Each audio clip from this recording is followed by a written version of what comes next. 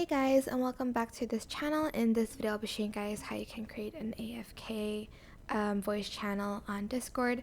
So I'm just going to create channel here first. Select the voice one and name it AFK or whatever you want it to be. Create channel, then go to settings, go to server settings here and select inactive channel.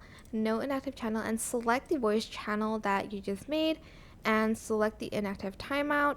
For instance, like 15 minutes if they've been idle for longer than the if they're like AFK for like this many minutes, they're going to automatically go in that channel, and in that channel you're going to get deafened and you won't be able to hear or talk in that channel, and you're just going to simply go there once you've been idle for that long.